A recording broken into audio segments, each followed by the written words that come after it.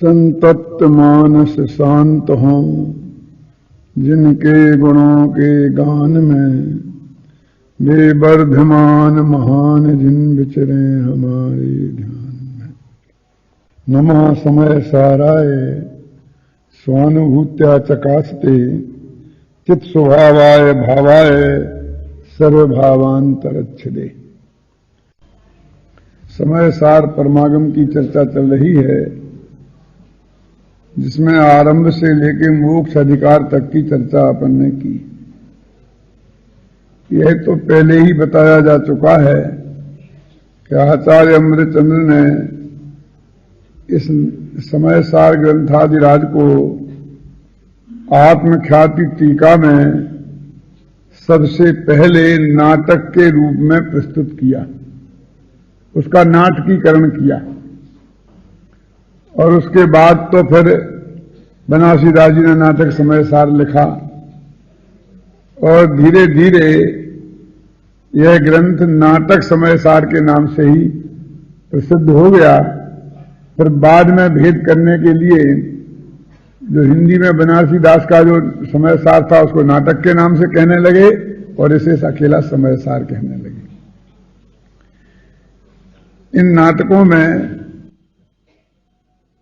ये 1000 वर्ष पुरानी परंपरा पर हमें ध्यान देना होगा। आज के जो लेटेस्ट नाटक होते हैं ना, क्योंकि विज्ञान की वजह से इस तरह की सुविधाएं हो गई हैं, उन नाटकों में और उस समय जो नाटक होते थे उनमें एक सूत्रधार होता था, फिर वो आकर के ये सब बातें बताता था। जो प्रक्रिया थी वो सारी प्रक्रियाएं अपनाई गई। आज से 400 वर्ष पहले बनारसीदास के जमाने में भी नाटक के स्टेज को अखाड़ा कहते थे, इसलिए नाटक समय सार में वो बार बार ऐसा कहते थे, अखाड़े में अब स्वांग आया। और आज वो अखाड़ा शब्द सिर्फ पहलवानियों के लिए कि जो लड़ने की जगह है उसका नाम अखाड़ा रह गया है, और इसका नाम अपन ने मंच वगैरह न मालूम क्या क्या नाम रख लिए हैं। तो हमें इसको उस चीज को भी समझ करके वैसे देखना पड़ेगा। जो बेस बना करके आते हैं उसके लिए ये स्वांग कहते हैं, बेस स्वांग।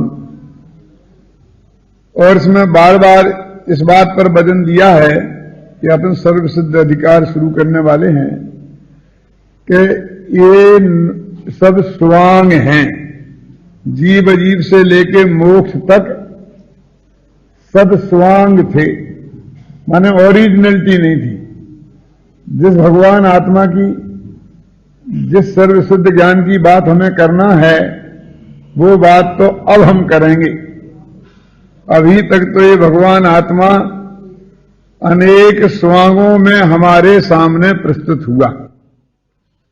तो ऐसे 8 स्वांग बनाए उन्होंने, एक जीव अजीव का, एक पुण्य पाप का, एक आश्रव का, संबर का, निर्जरा का, बंध का और मोक्ष का। कर्ता कर्म को तो उन्होंने जीव अजीब में ही लिया ना, कि जीव अजीब ही कर्ता कर्म के बेस में आए, ऐसा कह के वो उसमें ही ले लिया। कहने का उनका आशा ये है कि तत्वों के नाम पर जितने अधिकार हैं उनको उनने स्वांग कहा। कर्ता कर्म अधिकार तत्वों के नाम पर नहीं है ना, इसलिए उसको छोड़ दिया क्या। और वो 9 में से 8 कैसे रह गए, तो उसमें वो जीवाजीव, जीवर्गा अजीवर्गा पुण्य पाप को एक किया ना, इस तरह से वो एक कम रह जाता है। तो ये कहना चाहते हैं कि ये सब उसकी वास्तविक स्थिति नहीं है। वो ऐसा भगवान आत्मा नहीं है कि जिसके आश्रय से सम्मत दर्शन ज्ञान चारित्र की प्रकट होती है। तो हर अधिकार के आरंभ में अमृतचंद्राचार्य देव आत्मख्याति में जब मंगलाचरण करते हैं तो वे उस ज्ञान को नमस्कार करते हैं कि जो ज्ञान इन बेसों में, इन स्वांगों में आने वाले आत्मा को पहचान लेता है, ये जान लेता है कि ये स्वांग है और इससे भिन्न जो ओरिजिनल आत्मा है, वो वास्तविक आत्मा है, जो मौलिक आत्मा है, वो कुछ अलग है। तो ऐसे पहचान लेने वाले स्वांग को, ज्ञान को यहां नमस्कार किया। अब इसे समझने के लिए जो आज थोड़ा बहुत चलता है, वो जो बहुरूपिया वाली बात चलती है, वो वास्तव में वो नाटक का ही एक रूप है। बहुरूपिया, बहुरूपिया क्या करता है? बहुरूपिया क्या करता है कि अलग अलग वेश बनाकर बाजार में आता है, और उसकी विशेषता इस बात में ही मानी जाती है कि जब वो पुलिस इंस्पेक्टर का वेश बना के आए तो अधिकांश लोग उसे पुलिस इंस्पेक्टर ही समझें, और पुलिस इंस्पेक्टर के आने से जैसा व्यवहार करते हैं, जैसे घबराते हैं अथवा जो भी करते हैं, वो उनका हो तो समझ लो कि वो वास्तव में सफल हुआ। और यदि लोगों ने जान लिया कि तो बहुरूपिया है, पुलिस इंस्पेक्टर का वेश बना के आया है, तो वो डांटेगा और ये हंसेगा, घबराएगा नहीं। तो वो है असफल स्वांग। और सफल स्वांग क्या है? जो इनकम टैक्स के ऑफिसर बन के आए तो समझ लो कि सेठ जी का अकेला हार्ट ही फेल ना हो और बाकी सब कुछ हो, तो समझ लेना कि वो स्वांग में सफल हुआ।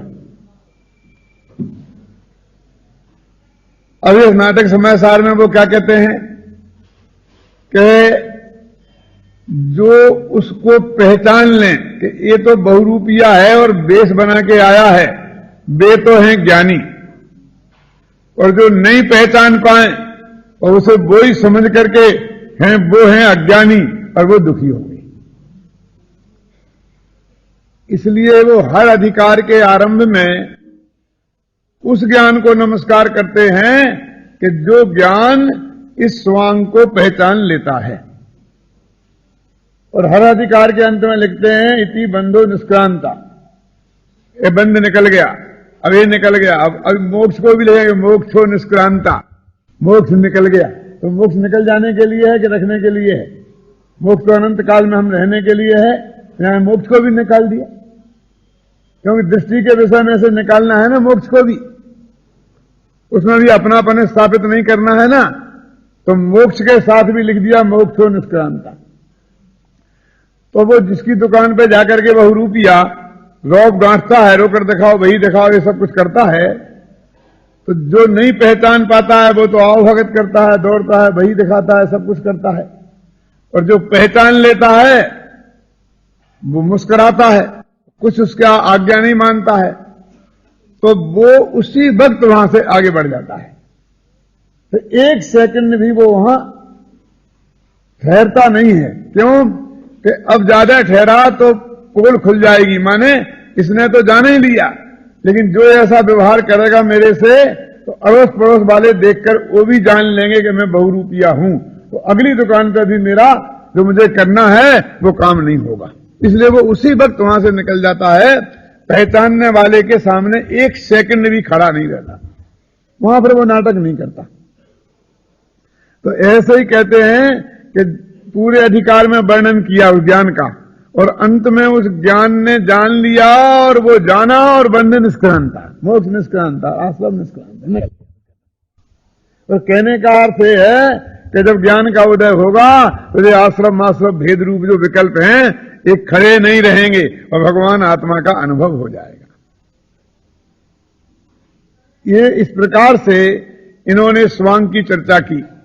अब सर्वश्रुत ज्ञान अधिकार में ये कहते हैं कि उस ज्ञान को, वहां तो वो कौन सा ज्ञान था कि जिस ज्ञान ने पहचाना, और अब ये कौन सा ज्ञान है कि ये सारे स्वांग खत्म हो गए और वो ओरिजिनल जो ज्ञान स्वभावी आत्मा बचा, उसका नाम है सर्व विशुद्ध ज्ञान।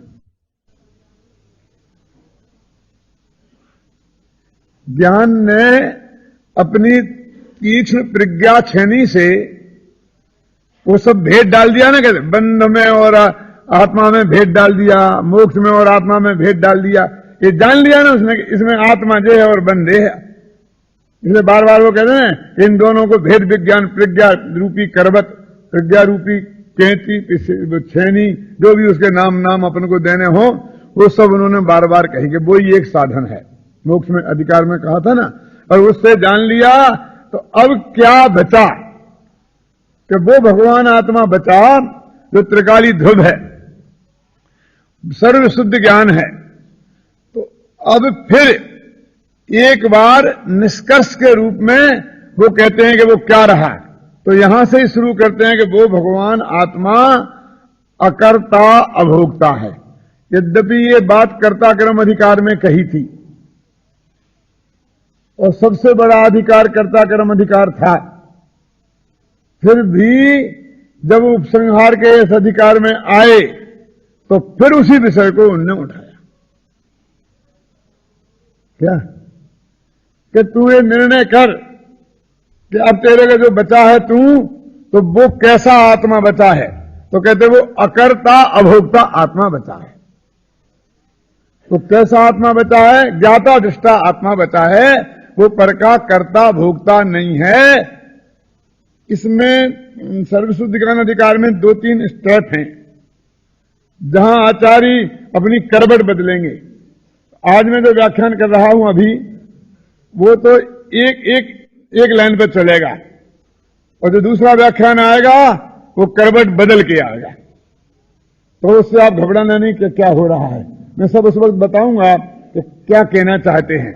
लेकिन अभी जो कह रहा हूं उससे भी नहीं घबराना, क्योंकि वो एक करवट से सोने की बात है। वो अकर्ता अभोक्ता की बात कह रहे हैं। पहली ही गाथा में लिखा कि अब भगवान आत्मा को अकर्ता सिद्ध करते हैं, और वे 4 गाथाएं हैं जिनकी चर्चा अपन ने थोड़ी सी कल की थी, और जिनकी टीका में उन्होंने लिखा है कि जीवो ही तावत कृमिनी मात्म परिणामयी उत्पद्यमानो जीवा एव नो अजीवा ए। वो जो गाथाएं हैं, तो ये परद्रव्य का भगवान आत्मा रंच मात्र भी कर्ता भोक्ता नहीं है, और परद्रव्य उसके भी रंच मात्र कर्ता भोक्ता नहीं है। तो इन गाथाओं की टीका बहुत छोटी सी लिखी, और अंत में लिखा कि अतो आत्मा अकर्ता अवतिष्ठते, कि इस तरह आत्मा अकर्ता सिद्ध हो गया। और कैसे सिद्ध हुआ? तो कहते प्रत्येक द्रव्य की पर्याय अपने सुनिश्चित क्रम के अनुसार ही होती है, इसलिए तुझे पर में कुछ करने की तो चिंता करने की जरूरत ही नहीं है। क्या? क्योंकि प्रत्येक द्रव्य की प्रति समय पर्याय होगी ही। तू नहीं करेगा तो नहीं होगी, मैं नहीं करूंगा तो ये काम नहीं होगा, ऐसा जो तेरे दिमाग में फितूर खड़ा हुआ है वो तू दिमाग से निकाल दे। उसका नाम है जीव अजीब नहीं होता और अजीब जीव नहीं होता। जीव अजीब नहीं होता माने जीव अजीब में कुछ नहीं करता, जीव को अजीब में कुछ नहीं करना, जीव को अजीब में कुछ भोगता नहीं है, ख्याल में है ना।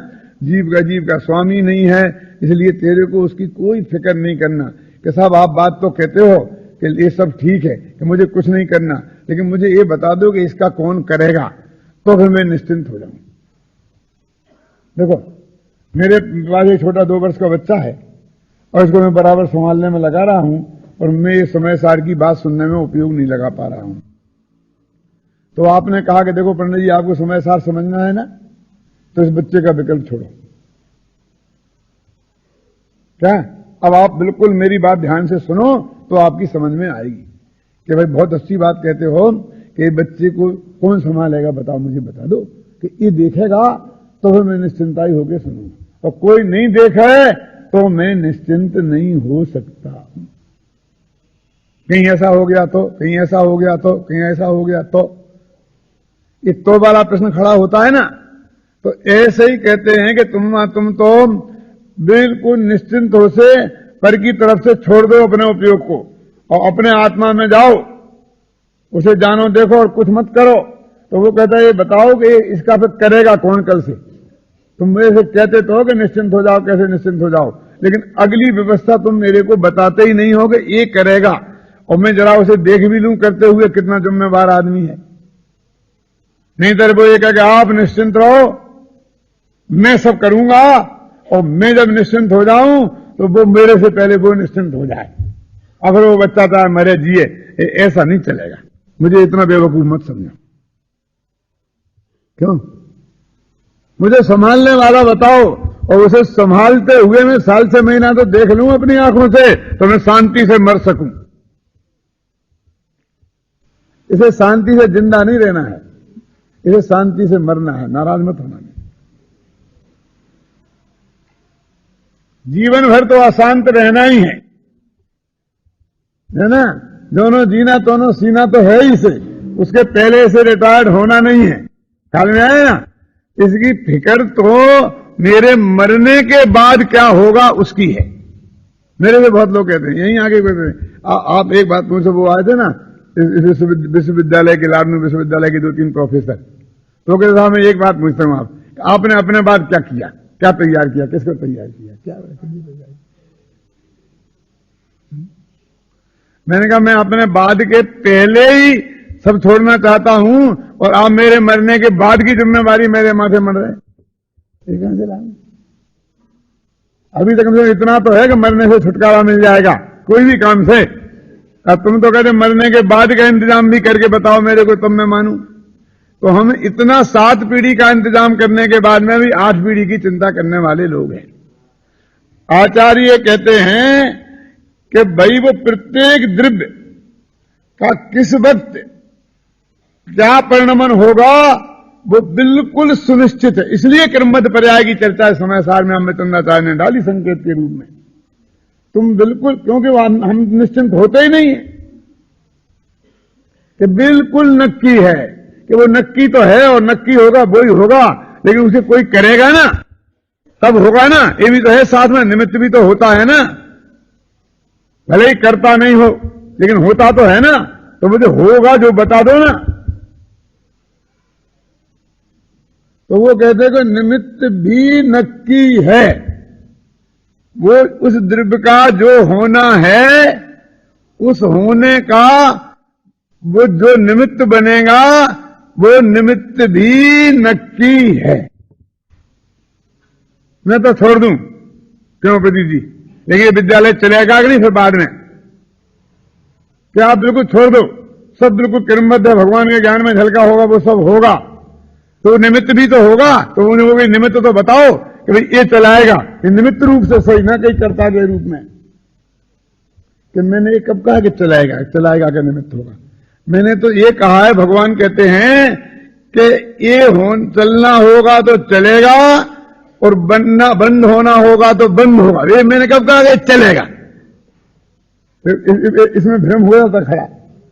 ये बंद होने का इसका काल आ गया होगा तो बंद होगा, कि वो भी तो काम है कि हाँ वो भी एक काम है, तो उसका भी तो कोई निमित्त होगा कि हाँ उसका निमित्त होगा।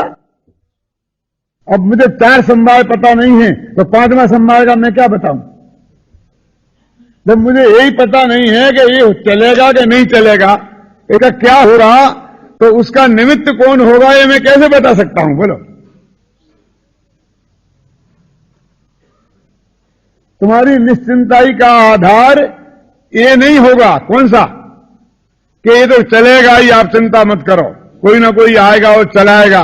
ये तो कल्पना लोक की उड़ान है, ये वस्तु स्वरूप नहीं है। इसके आधार पर तू निश्चिंत होना चाहता है तो हो गया निश्चिंत। तू समझ ले आज ही अनंत चिंता को नया मोल ले रहा है।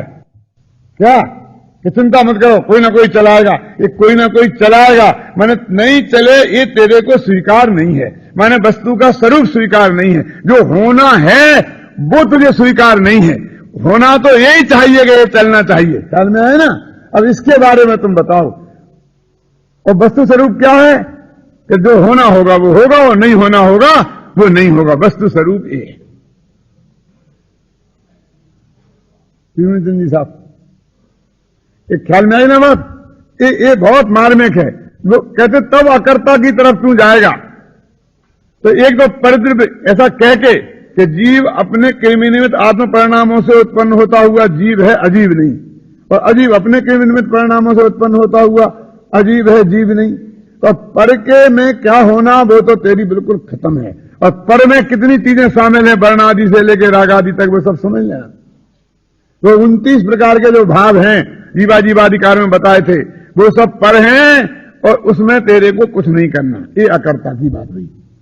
अब अगर मेरे में जो मेरी पर्याय हैं तो उनका तो करता है, तो मूल गाथा में लिखा कि हाँ तू अपनी पर्यायों से अनन्य है, वे तू हैं, वे तेरी हैं, और उनका कर्ता भी तू है और उनका भोक्ता भी तू है। यहां ये कह रहे हैं, ये गाथाओं का मूल भाव है। मैं आप द्वारा पढ़ना नहीं चाहता हूं, अपने पास समय नहीं है इसलिए, लेकिन आप पढ़ लेना कि जो द्रव्य है वो अपने गुण पर्यायों रूप से स्वयं उत्पन्न होता है, ऐसी गाथा है। स्वयं उत्पन्न होता है, वो उसका करता है। तो ठीक है, अब वो तो इतना काम तो मेरे जुम्मे है कि नहीं, तेरे जुम्मे कुछ नहीं है कि करूंगा मैं, और मेरे जुम्मे कुछ नहीं है कि जो होना है वो नक्की है और उसमें कुछ भी फेरफार संभव नहीं है। वो तो जो होना है उसका कर्ता तू है पादमी जी, जो उसकी चिंता का कर्ता तू नहीं है। और तू चिंता करता है तो ऐसा लगता है कि तेरे परिणमन में चिंता होना नक्की है। समझ में आए ना? जो होना नक्की है उसके लिए क्या चिंता की जरूरत है? चिंता तो एक अलग कार्य है, वो जो होना है उससे भिन्न कार्य है। इसलिए कहते हैं कि वो अपने कृमि निमित्त परिणाम से अपने समय पे बिल्कुल आ जाएगा। तेरे को उस बारे में रंच मात्र भी सोचने की जरूरत नहीं है। ख्याल में आया कि नहीं? जैसे कि वो जो सामने वाला गेंद फेंकता है तो जो होशियार होता है ना, उसको वो ऐसे हाथ कर लेता है, क्योंकि उसे पता है कि गेंद जिस रफ्तार से आ रही है, जिस दिशा में आ रही है, वो यदि सही दिशा में आई तो बिल्कुल मेरे हाथों में आकर के आएगी। उसे कभी ऐसा विकल्प आता है कि कहीं उसने रास्ता में मुड़ के रास्ता बदल दिया, तो ऐसा विकल्प आता है? ऐसा विकल्प आए तो कभी वो कैच कर ही नहीं सके। वो कैच कर लेते, कैच तो समझते हैं सब लोग कि कैच नहीं समझते। तुम्हारा भगवान आत्मा समझे चाहे नहीं समझे, कैच नहीं समझे, ये कैसे हो सकता है? हर एक निश्चिंत रहता कि नहीं निश्चिंत रहता, बिल्कुल आंख बंद करके। तो ऐसे ही ये जो गाथाओं में जो क्रमबद्ध की संक्षिप्त में चर्चा की, ज्यादा तो अपने पास चर्चा करने का अवसर नहीं है। जिनको इसके क्रमबद्ध पर्याय क्या चीज है, इस बात को गहराई से जानना हो तो अपनी जो क्रमबद्ध पर्याय नाम की किताब है उसे पढ़ें। ख्याल में है ना? तो उनको ये बात ख्याल में आएगी क्रमबद्ध पर्याय क्या चीज है। यहां तो सिर्फ इन गाथाओं के संदर्भ में और सर्वशुद्ध ज्ञान अधिकार का सेंट्रल आइडिया क्या है, उसके संदर्भ में ये बात कही जा रही है। जब ये बात हो गई तो क्या करते हो तुम? इतना होने के बाद में तो फिर भगवान आत्मा क्या करता है? पर का भगवान, पर के संदर्भ में बात हो रही। पर का कुछ करता नहीं, जानता, भोगता नहीं, इसमें बराबर गाथाएं आ गई। तो क्या करता है? तो अभी 219 319 गाथा और 320 गाथा पे अपन चलते हैं। 319 और 320 गाथा में जो अगला स्टेप उन्होंने खड़ा किया कि क्या करते हैं, सुनो।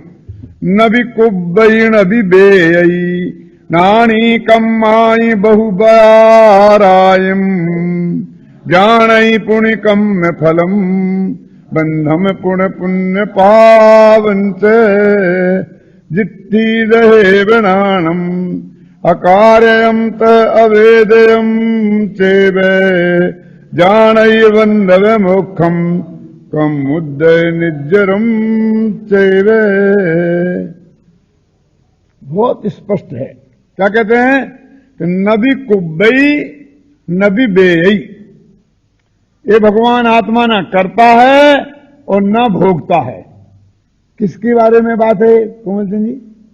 तो उसमें दो गाथा में प्रणानी माने ज्ञानी, कम्मायम बहुपयायारिम, बहुत प्रकार के कर्मों को, वो ज्ञाना वर्णादि कर्म ले लो, नो कर्म ले लो, शरीर आदि ले लो, धंधा पानी ले लो, और राग देश रूप भाव कर्म ले लो। क्यों? ये सब पर ही है ना। तो मामला पर के मामले में हुआ कि नहीं हुआ? परमात्मा ख्याल में है ना। तो बहु प्याराई कम्माणी, बहुत प्रकार के कर्मों को भगवान आत्मा ना करता है और ना भोगता है। तो क्या करता है? पर का क्या करता है? कुछ नहीं करता है। नहीं, ये गाथा ऐसा नहीं कह रही। पढ़ो देव गाथा। जानई पुण्य कम्य फलम, ए भगवान आत्मा कर्म को, कर्म के फल को, बंध को, पुण्य को और पाप को मात्र जानता है। ये सब पर की गिनती है। इस सर्व शुद्ध ज्ञान अधिकार में पर को जानता है, ये सिद्ध कर रहे प्रदीप जी। आगे नहीं जानता है भी सिद्ध करेंगे। मैंने बोला ना, करवट बदलेंगे तब बात है वो, अभी से घबराना नहीं। वैसे कोई घबराता नहीं है, तो बहुत अच्छे होशियार आदमी हो गए हैं, लेकिन तो भी मैं इतना सेंटर आइडिया दे दूं। लेकिन मैं इसलिए दे रहा हूं कि नहीं तरफ वो अंदर में जो वो गाथा खड़ा होता है ना, वो इस गाथा को ही नहीं समझने देता है, इस गाथा को पढ़ने ही नहीं देता है, इस गाथा का क्या अर्थ है उस पर हमें विचार ही नहीं करने देता है। ये मूल गाथा में लिखा कि नहीं लिखा कोमलजन जी? अभी किताब में है कि नहीं, कि मेरी किताब में ही है? देखो फिर पढ़ता हूं गाथा। नबी कुब्बई नबी बेई, रानी कम्माई बहुपयाय आरई, जानई पुण्य कम्य फलम, बंधम पुण्यम पापंच। इनको जानता है। और आगे देखो हम कैसे कि जिट्ठी दहेव नाणम, अकार्यम तय अवेदयम चैवे, जानई बंधे मोक्षम कम मुद्दे निजरम चैवे। क्या कहते हैं? जैसे हमारी जो दृष्टि माने आंख है, वो पदार्थों को मात्र जानती है, करती नहीं और भोगती नहीं, लेकिन मात्र जानती है। ऐसे ही भगवान आत्मा बंध को और मोक्ष को और कर्म के उदय को और निर्जरा को मात्र जानता है, करता नहीं है। देखो, अगर पुरकर की बात नहीं है, स्त्री पुत्र मकान जायदाद की बात नहीं है, निर्जरा का कर्ता आत्मा नहीं है, ऐसा कह रहे। और मोक्ष का कर्ता आत्मा नहीं है, और बंध का कर्ता आत्मा नहीं है, और मां इन सबको जानता जरूर है। जो यहां जानने की स्थापना है कि नहीं? कहीं उसका निषेध भी होगा, लेकिन जहां जानने की स्थापना है तहां जानने की स्थापना करना चाहिए कि नहीं? कि इस गाथा में से भी नहीं जानना निकालना। ईमानदारी क्या है समय सार के साथ, आत्मख्याति के साथ में कहना चाहता हूं कि यदि ये बात है तो उसी जंके की चोट, उसी ताकत से इसकी स्थापना होनी चाहिए कि नहीं? तो निषेध की गाथा आएगी तो निषेध की बात भी होगी।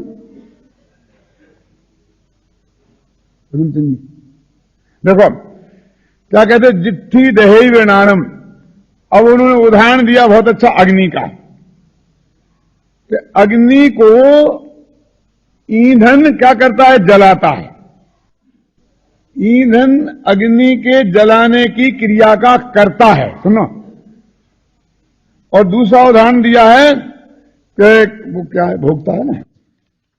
ईंधन तो अग्नि को जलाता है, और लोहे का गोला अग्नि को भोगता है। जो कर्ता और भोगता के कितने सुंदर उदाहरण हैं। लोहे का गोला अग्नि को जलाता नहीं है, वो तो बेचारा अग्नि से जलता है, लेकिन जो ईंधन है वो भी अग्नि से जलता तो है, लेकिन वो जलाता भी है अग्नि को। समझ में है कि नहीं है? ईंधन नहीं हो तो अग्नि बुझ जाए। तो ईंधन क्या करता है? अग्नि को जलाता है, और लोहे का गोला अग्नि को भोगता है। और कोई दूसरा दूर से देखने वाला व्यक्ति अग्नि को जलती हुई अग्नि को देखे, और लोहे का गोला जल रहा है ये देखे, माने कैसा? देखो, कोयला, कोयला माने ईंधन, समझे ना? और उसकी हमने भट्टी लगाई और उसमें लोहे का गोला डाला, तो कोयला जल रहा है और लोहे का गोला भी जल रहा है? नहीं, कोयला तो अग्नि को जला रहा है और लोहे का गोला जल रहा है। समझे? यद्यपि कोयला खाक हो जाएगा और लोहे का गोला खाक नहीं होगा, फिर भी लोहे का गोला अकेला भोगता है। वो अग्नि वो तो खुद जलता है, अग्नि को उसे जलाना पड़ता है, अग्नि को उसे गर्म करना पड़ता है। लेकिन ईंधन को अग्नि गर्म करती है, फिर वो ईंधन अग्नि को ताकत देता है और बढ़ने लगती है। वो तो यहां कहते हैं कि अब दूर बैठा हुआ एक जीव, उसकी आंख, तो आंख क्या करती है? वो ईंधन के समान अग्नि को जलाती है कि लोहे के गोले के समान भोगती है? बोलो, जलाती है कि जलती है? कि दूर बैठी आंख ना अग्नि के गोले को जलाती है और ना उससे जलती है, तो क्या करती है कि सिर्फ जानती है कि ये ईंधन जला रहा है और लोहे का गोला जल रहा है, बस, बिल्कुल। लेकिन वो आंख जानती भी नहीं। जब आंख जानने का मतलब यूं समझ लेना कि आंख तो पुद्गल है, भाई वो बच्चा आके खड़ा हो जाएगा अन्ना जी का कि वो कहेगा क्यों कि पंडित जी ने गलती कह दिया कि आंख देखती है, आंख थोड़ी देखता, आंख के पीछे आत्मा देखता है, क्यों? तो 8 वर्ष के बालक से 60 वर्ष का पंडित हार जाएगा? क्यों? कितने बच्चे हो गए अन्ना जी आपके? क्योंकि उनका राग तो सीमित हो गया है, क्यों? और उनका राग सीमित हो गया है, और वो राग भी ऐसी जाति का है कि उनके को भोग की सामग्री जुटाने वाला राग है उनके पास, मां बाप के पास। 1-2 बच्चों में सीमित हो गया है और उन्हें भोग की सामग्री जुटाने इस जाति का है। और इनका राग असीमित है और उनके दिमाग में जिनवाणी उतार दें, कुदेर दें, ऐसा राग है। वो क्वालिटी भी अलग है और सीमा भी है। और अन्ना जी खोजते फिर रहेंगे, कोई 20,000 रुपया दे दे, तुम्हें नाम बांट दूं, लोगों को बनाऊंगा। ये तुम्हारा काम है, इसकी चिंता तुम करो। तुम तो बच्चों के दिमाग में भरो, इसकी करेंगे जो करेंगे, जो होना होगा होगा, कर्म में हो जाएगा। काय को विकल्प करते हो? क्यों? तो अपनी बात क्या चल रही है? दिट्ठी जहेव नाणम, जैसे दृष्टि अग्नि को देखती जानती तो है, लेकिन उसको करती भोगती नहीं है।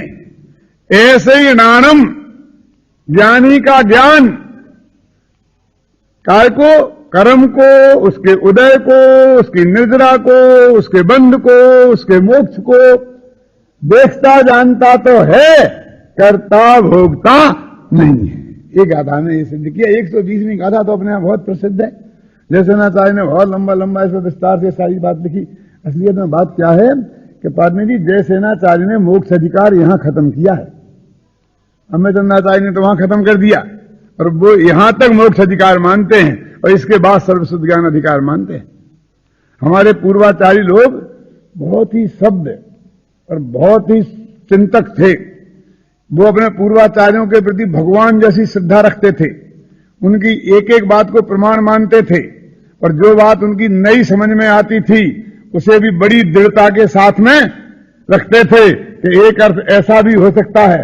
अभी कुंद ने तो अधिकार बांटे नहीं थे, बाद में जब टीकाकारों ने बांटे तो अमृतचंद्राचार्य को लगा कि वहीं खत्म हो गया मोक्ष अधिकार, और अब यहां से उन्होंने मोक्ष अधिकार शुरू कर दिया।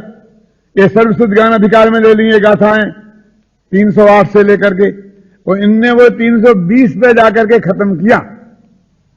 और वो जो बहुत बड़ा अंश है जिसमें गुरुदेव ने पूरे इतना प्रवचन किए कि किताबें की किताबें बन गई, वो 320वीं गाथा कहलाती है। वो 320वीं गाथा नहीं है, वो गाथा के अंत में जीवाजीवाधिकार से लेकर मोक्ष अधिकार तक के पूरे प्रकरण पर उन्होंने अपना सारांश और कमेंट्री प्रस्तुत की है।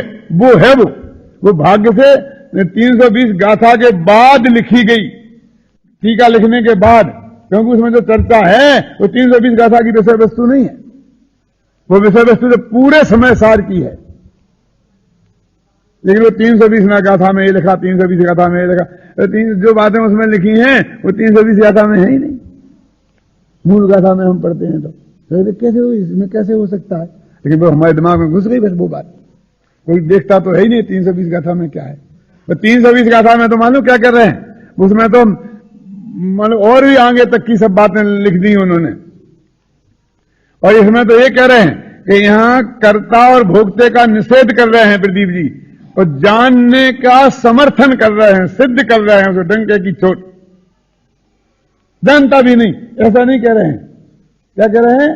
दिट्ठी जहैवणाणम अकारयम तय अवेदयम चेवे जानई बंधवे मोक्षम कम मुद्दे निज्जरम चैवे। गुरुदेव तुम्हें बता दें कि बंध और मोक्ष तो जाना जाता है, बंध और मोक्ष करना थोड़ी है तेरे को।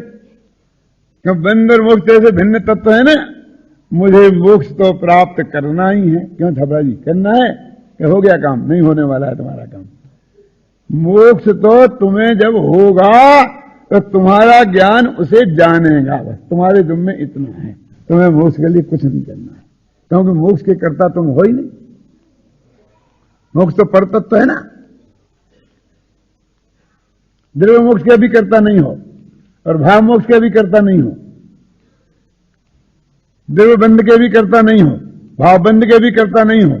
क्योंकि यदि तुम बंध के कर्ता होते तो मोक्ष के भी कर्ता होते। जब तुम बंध के कर्ता ही नहीं हो तो मोक्ष के कर्ता ही नहीं हो। वो जैसे नाचार्य की जो टीका है ना, उसमें एक बहुत बढ़िया उदाहरण दिया है। एक बात उन्हें ऐसे कहते हैं, उसमें संग्रह में भी है कि हल्दी और चूना मिलता है, तो हल्दी है पीले रंग की और चूना है सफेद रंग का, और मिलकर हो जाता है लाल रंग। तो लाल रंग का कर्ता कौन है? हल्दी का चूना। वो लाल रंग है वो किसका है? हल्दी का रंग है कि चूने का रंग है? ऐसा प्रश्न किया, बोलो। मान चूना का रंग तो सफेद है और हल्दी का रंग पीला है, तो झगड़ा निपट गया। अब वो दोनों के मिलने से लाल हुआ, तो वो लाल रंग हल्दी का है कि चूना का है कि दोनों का मिलकर है? दोनों का मिलकर तो कुछ होता नहीं, दो द्रव्य मिलकर एक क्रिया तो करते नहीं। लाल देखने में तो आ रहा है, तो पूछा उनने कि वो लाल रंग है किसका? तो उनने कहा लाल रंग है ही नहीं। ऐसा लगा, क्यों कि हल्दी और चूना मिलते ही नहीं, उनके बीच में तो वज्र की दीवार खड़ी है। ऐसा लगा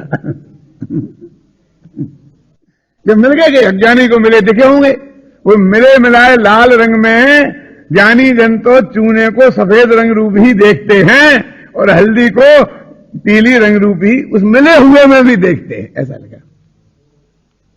ये तो उदाहरण है। तो उन्होंने कहा कि रागादि जो है इसका कर्ता आत्मा निश्चय नय से है कि व्यवहार नय से है? तो उन्होंने कहा शुद्ध निश्चय नय से आत्मा करता है और व्यवहार नय से पुद्गल करता है।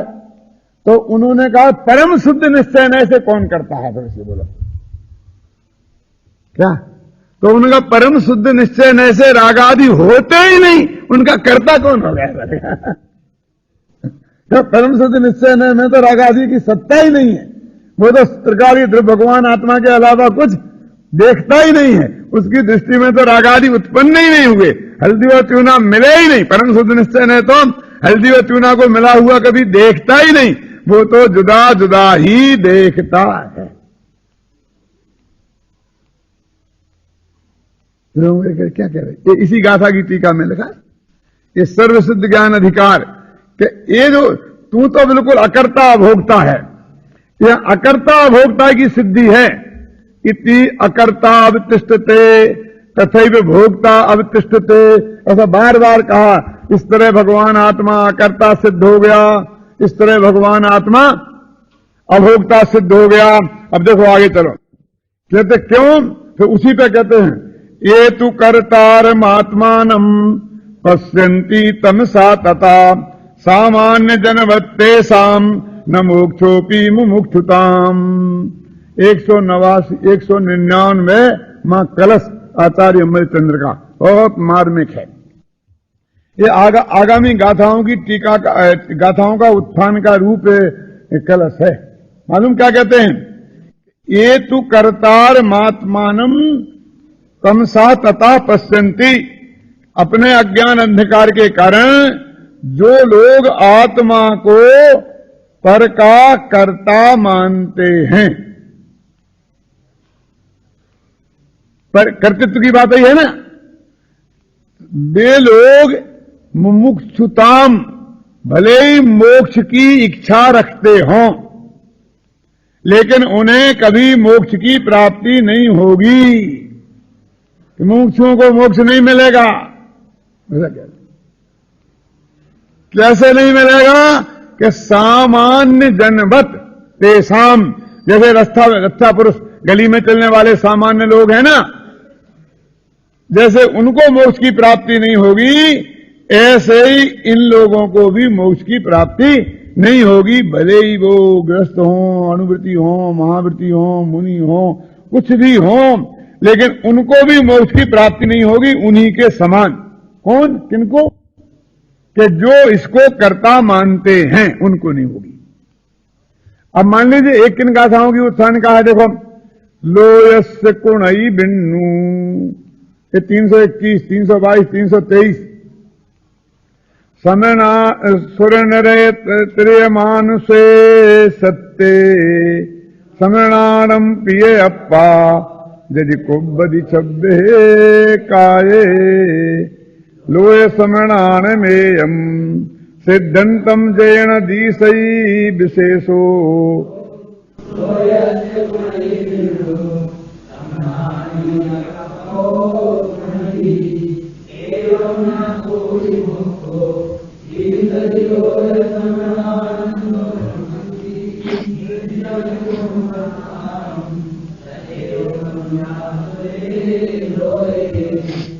कितना स्पष्ट शब्दों में लिखा है।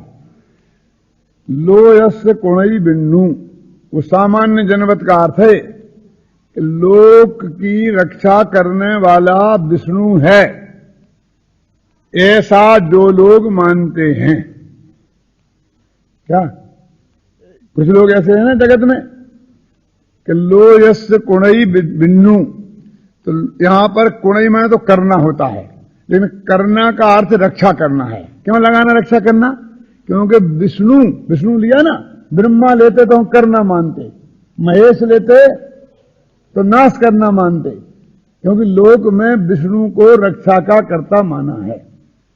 तो मैं परद्रव्य की रक्षा करता हूं, माने परद्रव्य में कुछ भी करता हूं, ऐसा देखो मैं बताऊंगा विष्णु क्यों लिया। ऐसा मानने वाले और सुर नरारय त्रिय मानुषे सत्ते, और देव को, मनुष्य को, त्रिंच को, ये चारों के तीन लिखे ना, इनको इनकी मैं रक्षा करता हूं, ऐसा समणाणम, ऐसा श्रवण। क्योंकि श्रवण ऐसा तो नहीं मानता कि मैंने इनको बनाया है, श्रवण यही मानता कि मैं इनको मारता हूं, तो नाश का कर्ता भी नहीं मानता, तो हम शंकर जी का क्या काम है उदाहरण के तौर में। और वो कर्ता भी नहीं मानता तो ब्रह्मा जी का क्या काम। लेकिन वो ये मानता है कि मैंने जीवों की रक्षा की, ईर्या समिति पूर्वक चलकर, समझे ना, एसना समिति से, आदान निक्षेपण समिति से मैंने जीवों की रक्षा की, ऐसा श्रवण मानता है। तो इसलिए उन्होंने वो कहा कि वो उनके समान हैं कि जो लोग ये मानते हैं कि विष्णु जगत की रक्षा करता है, कि कम से कम वे सामान्य जन तो ये तो नहीं मानते कि मैं जगत की रक्षा करता हूं, वे तो ये मानते हैं कि विष्णु जगत की रक्षा करता है, लेकिन ये श्रवण तो ये मानते हैं कि मैं इनकी रक्षा करता हूं। ये तो खुद ही विष्णु बन गए करके। तो कहते हैं कि लोय समणान मेयम, ये लौकिक आदमी और उस श्रवण माने उस मुनिराज, ये दोनों का सिद्धांतम न दीसदी विशेषो, दोनों के सिद्धांत में कोई अंतर नहीं रहा। एक दूसरे की रक्षा कर सकता है ऐसा सिद्धांत दोनों के रहा। देखो एक दृष्टि से देखा तो लौकिक जन ज्यादा अच्छा है, क्योंकि उसने भगवान को कर्ता माना तो खुद को तो अकर्ता ही माना। समस्या तो खुद को कर्ता मानने की है, क्योंकि माथे पे बोझा तो तब बढ़ता है जब हम खुद को कर्ता माने। तो ईश्वरवादी का बोझा तो इसलिए उतर जाएगा क्योंकि वो ये मानता है कि ईश्वर जगत का करता है, अपने माथे उसने बोझा रखा ही नहीं। लेकिन हमने तो अपने माथे ले रखा है सब।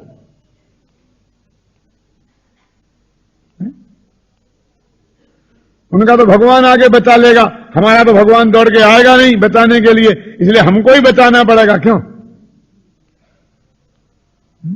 तो तूने अपने माथे बोझा ले लिया, तो थोड़े तो निश्चिंत हो गए भगवान के माथे छोड़ के।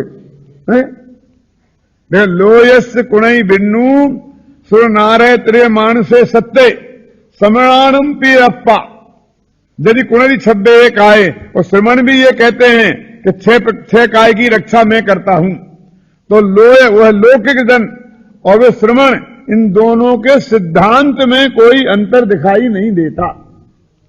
क्योंकि लोहे से को नहीं, बिन्नू लोह को करता है विष्णु, और श्रवणाल लौकिक जन कहते हैं कि विष्णु करता है, और श्रवण कहते हैं कि अपनों को नदी मैं करता हूं, आत्मा करता है। दोनों के सिद्धांत में अंतर क्या रहा? इस किताब को भगवान ने किया था, मेरे आत्मा ने किया, तो अंतर तो आत्मा ने किया कि परमात्मा ने किया, यही रहा। लेकिन इस द्रव्य को किसी किया तो किसी दूसरे ने। हम किसके गुलाम रहे? मुसलमानों के क्या अंग्रेजों के? इससे क्या फर्क पड़ता? रहे तो गुलाम ही ना। वो द्रव्य तो गुलाम हो गया ना, जिसकी क्रिया को कोई करता है। भगवान ने बचाया तो भगवान के आभार से दब जाएगा, और मुनिराज ने बचाया तो मुनिराज के आभार से दब जाएगा, क्योंकि वो अपने आप तो नहीं बचा ना, वो तो किसी ने बचाने पर बचा। ये संकट है। तो दोनों के सिद्धांत में कोई अंतर नहीं है। अब देखो कितना कठोर शब्द है। इसलिए मुझे उस लौकिक आदमी को और श्रवण को, इन दोनों में से किसी को मोक्ष होगा ऐसा दिखाई नहीं देता। देखो, नबी को भी मोक्ष को दी सदी, मेरे को तो इन दोनों में से कोई को मोक्ष होगा ये दिखाई नहीं देता। मैं दोनों ही को मोक्ष नहीं होगा ये साफ दिखाई दे रहा है। ऐसा कर मतलब क्या करें? एक गाथा पढ़ें क्या नहीं पढ़ें? और एक गाथा पढ़ें तो किसी मुनिराज का विरोध है क्या? एक यहां आए हैं भाई, मेरे को बोलते हैं कि आपकी किताब में एक वाक्य लिखा, उस पर बहुत हो हल्ला हो रहा है साधु के स्वरूप में। मैंने कहा बोलो बोलो क्या है, मैं निकाल दूंगा। कि ये लिखा है कि मुनिराज क्या है वो, लौकिक प्रपंच, सांसारिक प्रपंचों से दूर रहते हैं। इस पर ऐतराज है, बहुत ज्यादा ऐतराज है। यानी मुनिराज लौकिक प्रपंचों से, सांसारिक प्रपंचों से दूर रहते हैं। तो मेरा तो शब्द नहीं है, टोडामल जी का शब्द है, मैं तो कोट किया है। लेकिन सांसारिक प्रपंचों से दूर रहते हैं, ये बच्चे के दिमाग में घुस जाए तो उनके लिए बहुत बड़ा खतरा है। ये हटा दो।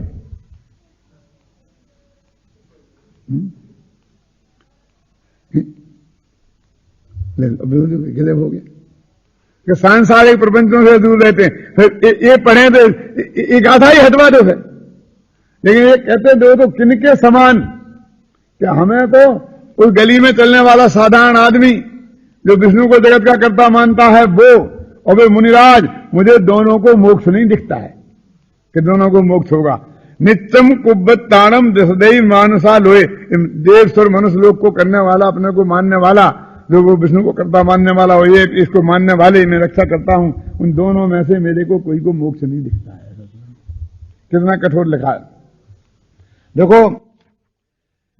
और इसके बाद वो 200वां अपने 100 को भी 100% सत्य मानते हैं ना, ये 200% सत्य इसमें लिखा है।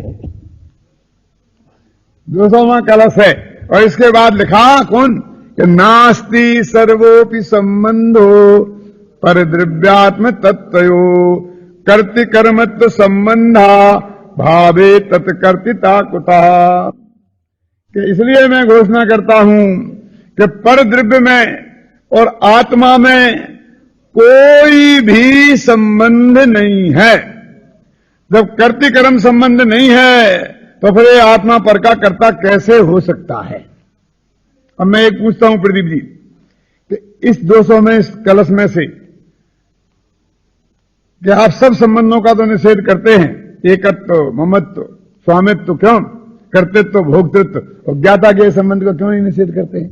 मैं आपसे पूछता हूं कि इसका श्लोक का अर्थ में ऐसा है कि ज्ञाता के संबंध का निषेध करने की बात है इसमें? आगे पीछे से प्रकरण उठा के देखो, पाटनी जी, नेमीचंद जी साहब, इसमें ज्ञाता के संबंध के निषेध की बात है कि उसे छोड़ के बात है? कि सर्व लिखा ना, तो सब लिखा दो, ज्ञाता के भी लगा दो। है थोड़ी बुद्धि तो पढ़ के देखो कि ज्ञाता के लेना कि नहीं लेना। सारा प्रकरण आगे से और पीछे से और आगे भी देखना। जानने की तो सिद्धि कर रहा है वो। और फिर नीचे की लाइन में 7 कहते हैं कि कर्ति कर्मत्व संबंधा भावे, कर्ति कर्मत्व संबंध के अभाव में उसका कर्ता कैसे होगा। तो यहां भी कर्ता भोक्ता की ही बात चल रही, उस संबंध के निषेध की ही बात चल रही है। अभी यहां पर सर्वसिद्ध ज्ञान अधिकार है, अकेला कर्ता कर्म अधिकार नहीं। कर्ता कर्म अधिकार में तो साफ लिखा या परिणमति सा कर्ता तत्परिणामम भवे तत्कर्म, कि जो परिणमित होता है वह द्रव्य ही करता है और द्रव्य का वो परिणमन उसका कार्य है। कितना साफ लिखा है ना। एक ये है कि परद्रव्य के कर्तृत्व का निषेध है, अपनी पर्याय के कर्तृत्व का निषेध नहीं। मैं तो क्रमबद्ध पर्याय की किताब में आज से 25 साल पहले ये बात लिखी है कि जैन दर्शन का अकर्तावाद, स्वकर्तावाद, अकर्तावाद कहो चाहे स्वकर्तावाद कहो और चाहे फेर फार नहीं करता है, इन तीनों का एक ही अर्थ है। अकर्तावाद में स्व का कर्ता का निषेध नहीं है, अपनी पर्याय के कर्तृत्व का निषेध नहीं है ना। और बोले गुरुदेव के सामने निकल गई थी वो बात, और गुरुदेव ने खूब पढ़ ली और डंके के चोट सब बात सिद्ध है, कोई ऐसी बात नहीं है। और यही सर्वसिद्ध ज्ञान अधिकार का आधार देकर के सिद्ध किया है। अतो अकर्ता अवतिष्ठते, और कर्ता कर्म अधिकार के बाद सर्वसिद्ध ज्ञान अधिकार में अकर्ता और अभोक्ता, एकत्व ममत्व की बात भी कम है, स्वामित्व के निषेध की चर्चा भी कम है, नहीं है सो बात नहीं है। लेकिन कर्तृत्व भोक्तृत्व के निषेध की चर्चा एक सर्वसिद्ध ज्ञान अधिकार के कम से कम आधे में जाकर के है। और फिर वो बातें हैं है ना कि शब्द तेरे से ना कहें कि तू मेरे को जान, वो ज्ञाता के अधिकार के, वो जो ज्ञाता के संबंध के बारे में चर्चा वहां आएगी। वो जो गाथाएं आएंगी ना तब मैं वो अगले व्याख्यान में वो चर्चा करूंगा। अभी तो ज्ञाता के संबंध को तो उन्होंने उस श्रेणी में ही नहीं रखा, विचार की श्रेणी में। अभी तो कर्ता कर्म संबंध की विचार की श्रेणी में बात चल रही है। पढ़ना इनको अच्छी तरह से। पर यहां 201 में कलश देखो, इसमें एक निष्कर्ष दे दिया है। एकस्य वस्तुनः इहांतरेण सार्धम संबंध एव सकलोपि यतो निषिद्धा तत्कर्ति कर्म घटनाश्च न वस्तु भेदे पश्यन्ति कर्तृ मुनियाश्च जनाश्च तत्वम। हे मुनि लोग और हे जन लोग, इन दोनों से कहते लौकिक जन और मुनि जन, ये दोनों जने एक वस्तु का दूसरी वस्तु के साथ जब कोई संबंध ही नहीं है, सकलोपि संबंधो निषिद्धा, सारे संबंधों का निषेध कर दिया गया, तब एक द्रव्य का दूसरे द्रव्य के साथ कर्ति कर्म की घटना, कर्ति कर्म की चर्चा, ये सारा जगत, चाहे वे सामान्य लोग हों और चाहे वे मुनिराज हों, ये चर्चा क्यों करते हैं मेरी समझ में नहीं आता है ना। ध्यान में ना। और फिर 202 में कलश पढ़ के अपन समाप्त करते हैं। ये तू स्वभाव नेमम कलयंति नेमा मज्ञान मग्न महेशो बतते पराका कुर्वन्ति कर्म ततये बहि भाव कर्मा कर्ता स्वयं भवति चेतन एव नान्याम। अत्यंत खेद पूर्वक आचार्य कहते हैं कि जो इस वस्तु स्वभाव के नियम को नहीं जानते, वे बेचारे जिनका पुरुषार्थ पराक्रम तेज अज्ञान में डूब गया है, ऐसे कर्म को करते हैं। इसलिए भाव कर्म का कर्ता चेतन स्वयं ही होता है, अन्य कोई नहीं। भाव कर्म का कर्ता कौन है कि वे अज्ञानी जो ये बात नहीं जानते हैं, वे पर के कर्ता बनते हैं तो करने के भाव रूप भाव के कर्ता बंद होते हैं, पर के कर्ता तो तब भी नहीं होते हैं। सुनो, माने अज्ञान अवस्था में ज्ञान जीव ही कर्ता सिद्ध हो गया कि नहीं हो गया? क्या कह रहे हैं? जो इस तत्व को नहीं जानते हैं, देखा ना, ये तू स्वभाव नियमम न कलयंत, इस स्वभाव के नियम को नहीं जानते हैं। वे लोग बरा का माने अत्यंत बेचारे लोग हैं। वे बेचारे लोग पर में करने को जाते हैं तो पर का तो कुछ नहीं कर पाते हैं, और करने के भाव के कर्ता बन जाते हैं, और करने के भाव को भोगते हैं और करने के भाव को करते हैं और उन्हें कर्म बंद होता है। उन विचारों पे हमें दया आती है। ये एक एंगल से सर्वसिद्ध ज्ञान अधिकारी की बात हुई, और अब अगले 2 एंगल है वो अगले व्याख्यान में कल। शांति सुधा बरसाए दिन वाणी, शांति सुधा बरसाए दिन वाणी, वस्तु स्वरूप बताए दिन वाणी, वस्तु स्वरूप बताए दिन वाणी।